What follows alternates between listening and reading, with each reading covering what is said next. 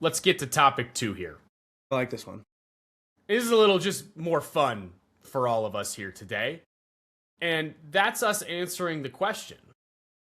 Does an on-field altercation or incident where the bench is clear really juice up the boys? And we're bringing this up for a really easy reason here. And Flax, you might have been watching it if I had to guess, but the Giants had lost 4 straight games coming into the final game of their three-game set against the Reds. Things got chippy in the 8th, resulting in the ejection of Reds reliever Connor Phillips. Then in the 9th, the benches would clear after the final out was recorded by Eric Miller. He started yelling and pointing at Sal Stewart, and then all chaos ensued. However, we aren't here to talk about what happens when the bench is clear. We're here to ask the question of whether or not that actually juices up the boys to go on a little bit of a winning streak. I don't know. I think it can. Yes. The answer is yes. Yes. The answer is yes. And before we hit on examples where that happened at the big league level, I can tell you this from personal experience. This summer between my junior and senior year, my brother and I played on the same team in Ohio in the Great Lakes Summer League. And it was actually July 4th weekend. My parents were out visiting.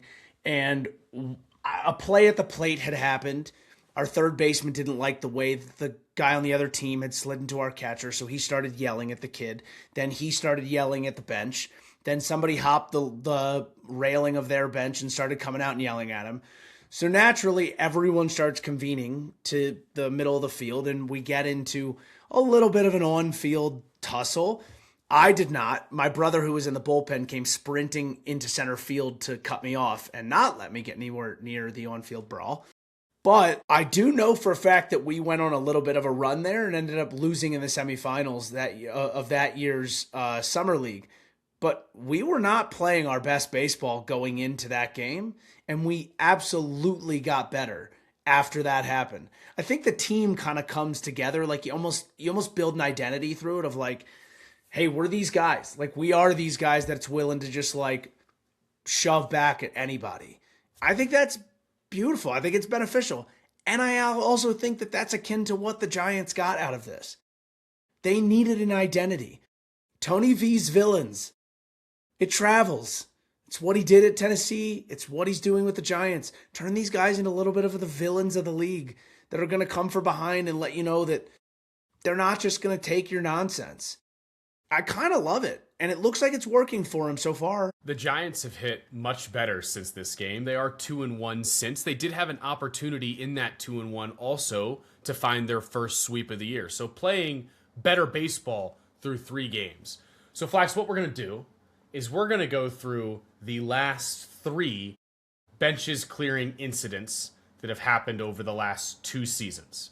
One of them, we've got 2, by the way, already in 2026 for anybody who's curious. And we're going to start there. And we're going to use that as our baseline. You know what? I mentioned this to somebody the other day. I feel like we come into every single season and say, maybe this is the year that we just don't really have like bench clearing brawls. Like the league has just kind of gotten over that idea of like unwritten rules. And then every year we just get like a couple in a week span. And everybody's like, nah, we're still doing that.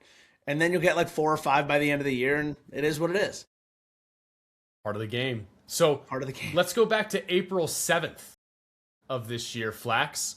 The Braves and the Angels were playing, and Reynaldo Lopez and Jorge Soler decided it was time to put on a boxing match in the middle of the field, of which punches were legitimately thrown. Yeah, they were. Did it juice up the boys, Flax, is the question we're asking here today. And Atlanta was coming in on a 3-game losing streak.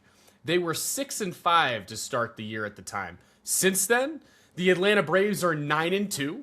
They are currently on a 5-game winning streak and are coming off of a sweep of their division rivals, Phillies. So, Flax, did it juice up the boys? I mean, I think it juiced up Jorge Soler. I think he hit 3 home runs during the time period between when they had the brawl. He got his suspension handed down, and then he went and appealed it, got to play for a week, hit 3 bombs, and also got a shorter suspension. So I think from his standpoint, yeah, I think it absolutely juiced up the Jorge Soler. I think Atlanta, for what they were coming in on a 3-game losing streak, needed a little bit of juice. Yeah, they're playing pretty well right now. 9-2 on a 5-game win streak right now. The boys are buzzing. It seems like the boys are buzzing. Yeah, so on the Los Angeles Angels side, they came in 6-5 as well to this game. They were coming off a 3-game winning streak. They're 11 games since then, which is to date, 5-7, and they're currently on a 2-game losing streak. So I would argue that it did not juice up the Los Angeles Angels, but I'd like to back up your statement. It certainly juiced up Jorge Soler, who since that altercation, during his appeal, wait for this, 5 home runs and he drove in 19 RBIs. This man, it might not have juiced up the Angels, but it certainly juiced up Jorge Soler. Yeah, I don't know that he really needed it. He was already hitting fairly well, but he was on another level. I think it was 3 straight games, or at least back-to-back games, that he hit home runs right after that altercation.